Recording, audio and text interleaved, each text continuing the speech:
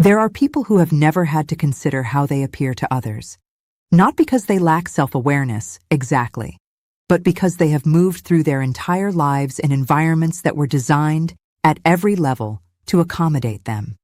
Private schools where their name was on a building.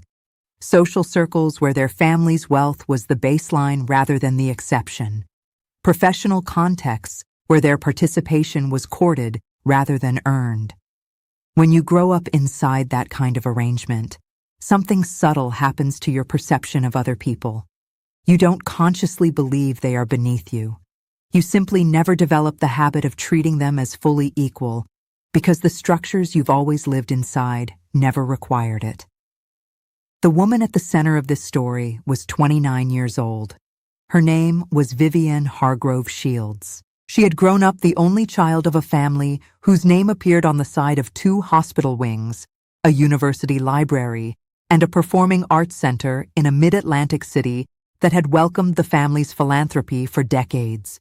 She had attended the right schools, traveled extensively, maintained a lifestyle that she documented in the kind of detail that suggests a belief that one's daily existence is inherently interesting to others. She was not cruel in any deliberate, premeditated sense. She was something more thoughtless than that, which is in some ways worse. She had simply never been required to try. The man who sued her was 73 years old. His name was Arthur Benn. And what happened when those 2 people occupied the same courtroom, when a woman who had never truly been held to account sat across from a man who had nothing left to lose, is the story. Arthur Benn had spent his working life doing something that most people take for granted until it goes wrong. He repaired things.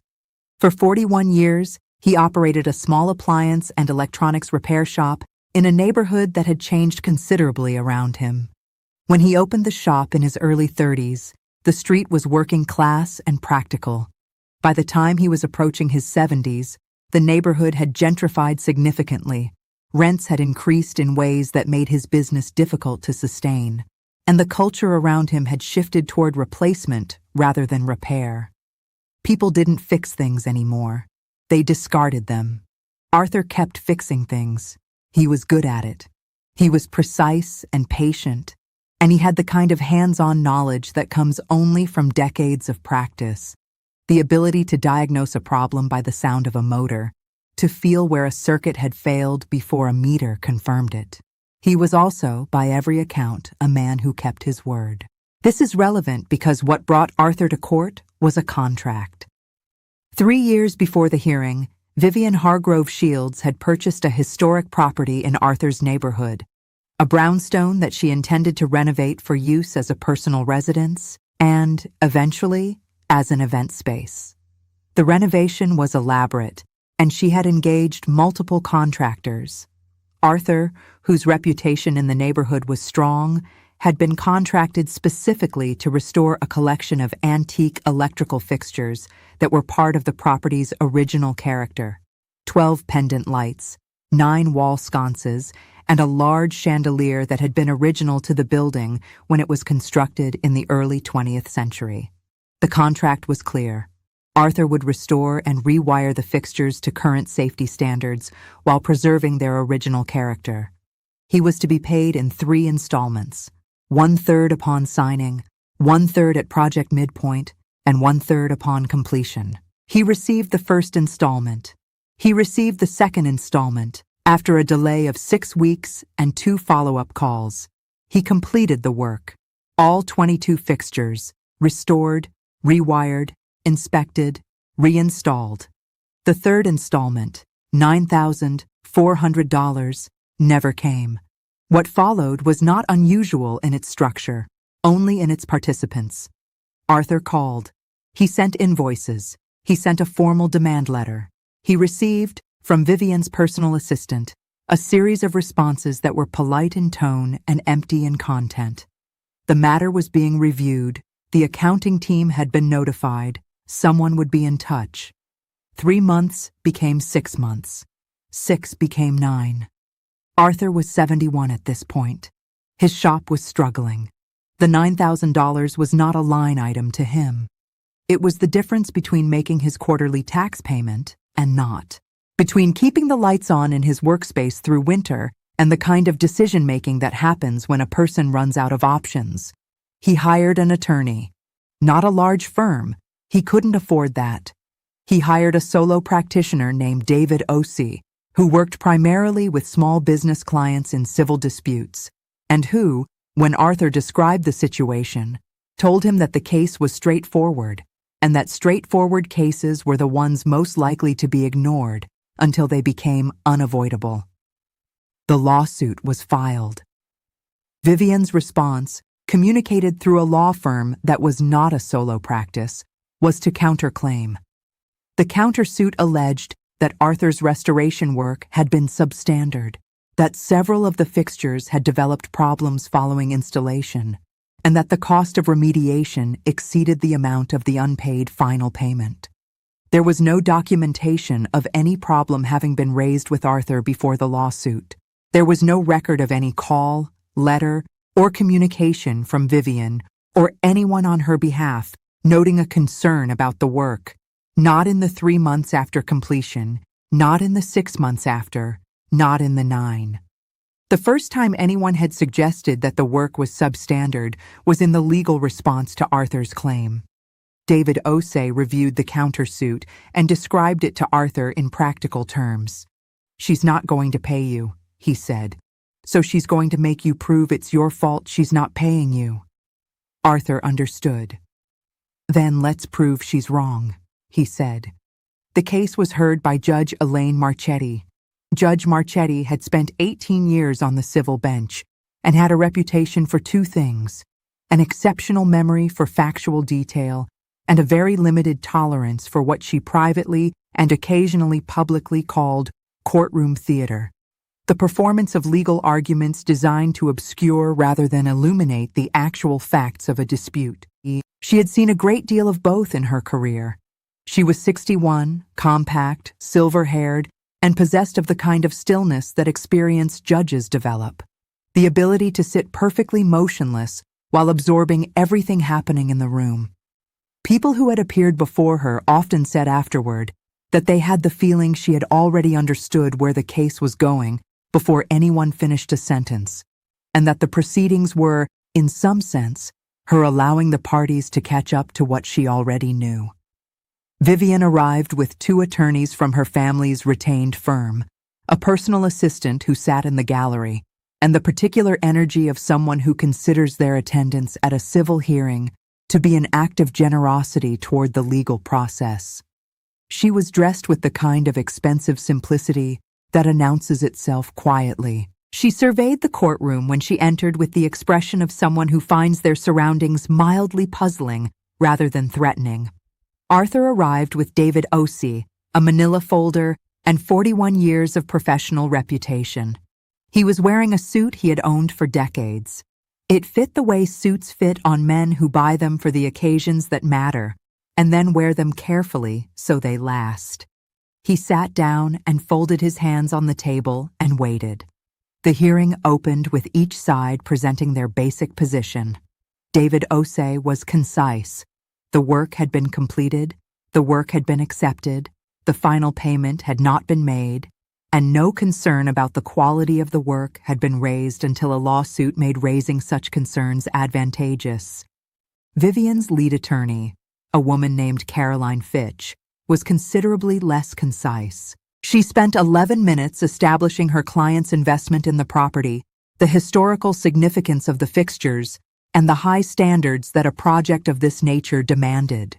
She characterized Arthur's work as having failed to meet those standards and noted that the cost of remediation, which she did not yet specify, exceeded the unpaid amount. Judge Marchetti let her finish. "What specifically failed?" she asked. "Several of the fixtures experienced electrical irregularities following installation." "Which fixtures?" "I'd need to refer to the specific." "Please do." Fitch consulted her notes. She identified 3 of the wall sconces as having experienced flickering after installation. "Flickering," Judge Marchetti repeated. "Yes, Your Honor," which indicated a wiring issue, or a bulb issue, or a dimmer compatibility issue, Or an issue with the building's electrical panel? What diagnosis was performed? Fitch said that an electrician had examined the fixtures. When? A pause. Approximately 4 months after completion. 4 months after completion. And in those 4 months, was Mr. Benn notified of any concern? The process of, was he notified? Yes or no? No, Your Honor. The notification came through legal channels. The notification came through a countersuit filed after he sued for unpaid wages, Judge Marchetti said, with the specific flatness of someone choosing not to say more than the facts require. She moved on. The morning's first significant moment came when Vivian was asked to take the stand. She was not a witness who had been prepared badly. She had been prepared. She delivered her account of the fixture problems with the confident fluency of someone who has rehearsed and knows the script. She described her expectations for the project, her disappointment upon discovering the flickering, her belief that the final payment was legitimately withheld pending resolution of the quality issue. She was composed, professional, and then David Osei began his cross-examination. He asked her when she first personally observed the flickering. She said it had been brought to her attention by her property manager. He asked when that was. She said she couldn't recall the exact date. He asked whether she had ever personally communicated with Arthur Benn, by phone, email, text, or any other means, during the project. She said the project had been managed by her team.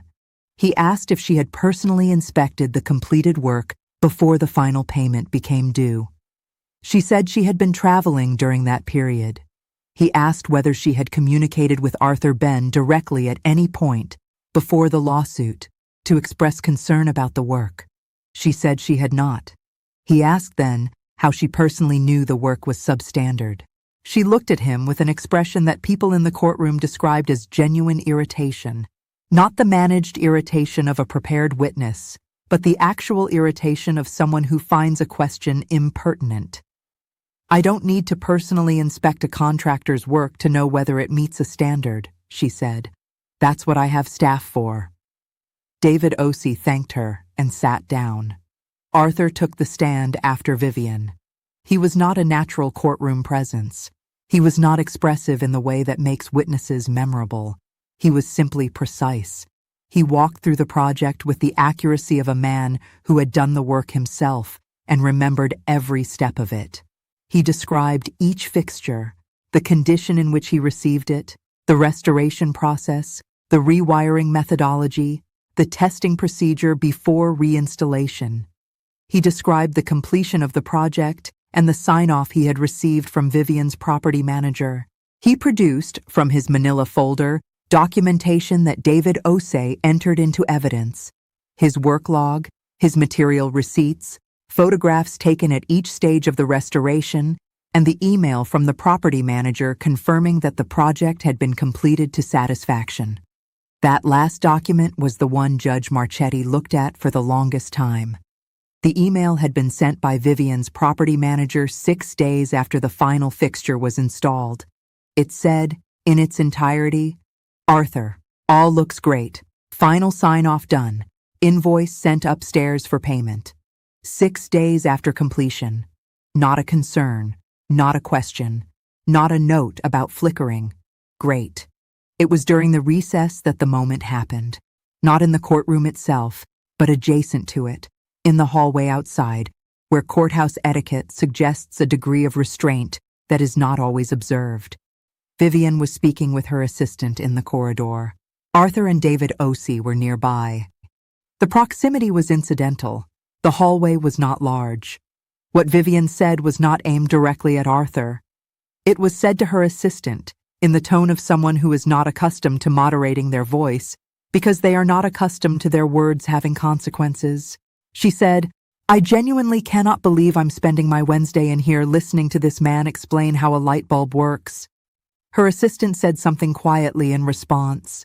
Vivian said, he's lucky we're not countersuing for the full remediation. He should be grateful. Several people heard it. The court reporter, who had stepped into the hallway, heard it. David Osei heard it.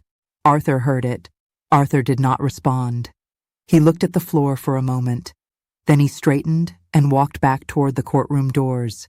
What he had heard was not new information, exactly.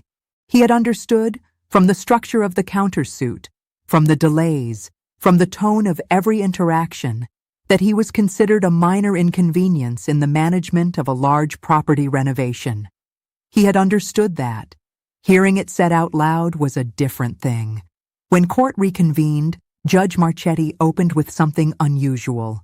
She addressed the courtroom generally, not any specific party, and said that she had been informed of a comment made in the hallway during the recess. She said that she did not propose to litigate the content of that comment or to treat it as formal evidence, but she said something else. The quality of respect shown inside this courtroom extends, as a matter of basic professional expectation, to the hallways of this courthouse. I mention this not to reprimand anyone, but because it will be relevant to how I characterize the party's conduct in my ruling. She opened the file. Let's continue. Vivian's attorney began to say something. Judge Marchetti looked at her. Counselor, I've noted it. Let's continue. The afternoon testimony covered the counterclaim in detail. Caroline Fitch presented the electrician's report on the 3 sconces. The report documented flickering in the fixtures and attributed it to a wiring irregularity. Judge Marchetti reviewed it carefully. She asked which wiring specifically had been identified as the source. The report identified the connection at the wall junction, not within the fixture itself. She asked David Osei whether Arthur had rewired the fixtures or the wall junctions. David Osei confirmed that Arthur's contract and his work covered the fixtures themselves. The wall junctions were part of the building's existing electrical infrastructure and had not been part of his scope of work. Judge Marchetti asked Fitch whether the electrician's report addressed the condition of the wall junctions independently of the fixtures. Fitch said it did not. Judge Marchetti asked whether any documentation established that the problem originated within Arthur's work rather than within the building's existing wiring. Fitch said the attribution in the report. The report attributes the issue to the wall junction, which was outside the scope of your client's contract with Mr. Benn. Is there any documentation establishing that the irregularity originated in Mr. Benn's work rather than in the pre-existing infrastructure? A pause. Not in the documents before the court, Your Honor. Judge Marchetti's ruling came at the end of the afternoon. She delivered it without preamble and without the kind of extended reflection that judges sometimes use to signal the weight of a decision. The weight was already visible in the precision of what she said. The counterclaim was dismissed. The attribution of the wiring irregularity to Arthur's work was not supported by the evidence presented.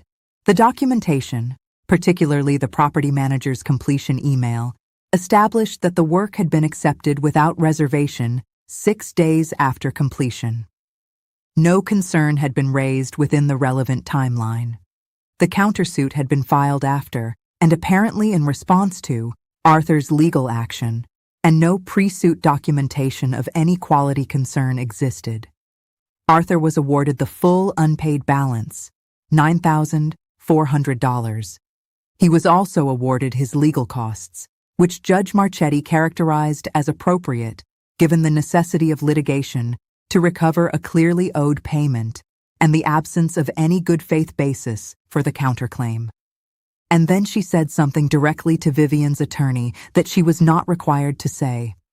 Your client chose to challenge the work of a man who spent 4 decades building a professional reputation on precision and reliability. The evidence before this court does not support that challenge. I would encourage anyone reviewing this record to understand that the absence of documentation for concerns allegedly held for months is not an oversight. It is the most informative fact in this file. She closed the folder. We're adjourned. Vivian Hargrove Shields left the courthouse with her attorneys and her assistant. No statement was made. Her attorney told a reporter who was waiting outside that her client was considering her options. The check was issued 17 days later, following a brief exchange between attorneys about the applicable interest calculation. It cleared. Arthur Benn paid his quarterly taxes. He kept his shop open through the winter. The following spring, He took on an apprentice, a 22-year-old who had been referred to him by a community college program, a young man who had grown up in the neighborhood and who Arthur had agreed to train because someone had done the same for him many decades ago, and he believed the practice was worth continuing. He did not speak publicly about the case. He mentioned it once, in passing, to a regular customer who asked how things were going. "I did the work," he said. "I got paid for it eventually. That's all it should have been." He went back to fixing things. There is something worth understanding about what Vivian Hargrove Shields did in this case that goes beyond the simple fact of non-payment. She did not only fail to pay a contractor, she authorized a legal strategy that required characterizing a 73-year-old man's 4 decades of professional expertise as insufficient, using an allegation that had never been raised while it might have been resolved simply and quickly, constructed specifically to create enough legal ambiguity to justify withholding what was owed. This is not unusual. It is a recognizable pattern in disputes between parties of unequal resources. The less powerful party is told, implicitly, that pursuing what they are owed will cost more than what they are owed, and that the sensible choice is therefore to absorb the loss. Arthur did not absorb the loss. He found an attorney who believed the case was worth taking. He documented his work the way a person who takes pride in their work naturally documents it. He showed up to a courtroom and described, precisely and without embellishment, what he had done and what he had not been paid for. And a judge read the property manager's email and understood immediately what it meant. This is what the case was about, at its core. Not $9,000, not fixture wiring, but whether a man who had spent his life doing careful work had the right to be paid for it, even when the person who owed him the money was wealthy enough to make the fight expensive. He did. He had the papers to prove it. Vivian Hargrove Shields did not become a different person because of this case. That is not how these stories work, and it would be dishonest to suggest otherwise. She paid the judgment. She returned to her life. The brownstone renovation was completed, and the fixtures that Arthur had restored continued to function. Correctly, reliably, because he had done his job well. What changed for her was something smaller and perhaps more lasting than a transformation of character. There is now a public record, a filing in a civil court that describes what she did and what a judge said about it. That record exists independent of what she thinks about it, independent of how she characterizes it to people she knows, independent of the narrative she maintains about her own conduct. The record says what it says. The moment in the hallway, "I genuinely cannot believe I'm spending my Wednesday listening to this man explain how a light bulb works," is the moment that defines what this case was, underneath all its procedural layers. It was the sound of a person who had never been required to consider what it cost someone else to keep a business running through a winter, who had never had to calculate whether a payment was going to arrive before a different payment was due, who had never thought about what 41 years of careful work represents in a human life, because 41 years of careful work was not something she had ever been required to imagine needing. Judge Marchetti heard it. She noted it in the restrained language of a person who says exactly what is necessary and not a syllable more. And then she ruled on the facts, which were, in the end, simple. A man did the work. He was not paid. He proved it. And a judge, who had seen everything that room had to offer, read an email from a property manager that said all looks great and understood exactly what that meant for everyone else. Arthur's shop is still open. The young apprentice has been there 8 months now. He is learning to listen to motors the way Arthur listens to them, with attention, with patience, with the specific respect for broken things that is the foundation of knowing how to fix them. Arthur tells him, "You don't discard something because it stopped working. You find out what went wrong and you correct it. That is the work. It is, in ways that extend considerably beyond electrical repair, a philosophy." A 73-year-old man carried it into a courtroom on a Tuesday morning set it down on a table in the form of a manila folder, and asked a judge to look at it. She looked. She understood what she was looking at, and the rest followed naturally, the way things do when someone with real authority takes the time to pay real attention. That is not a small thing.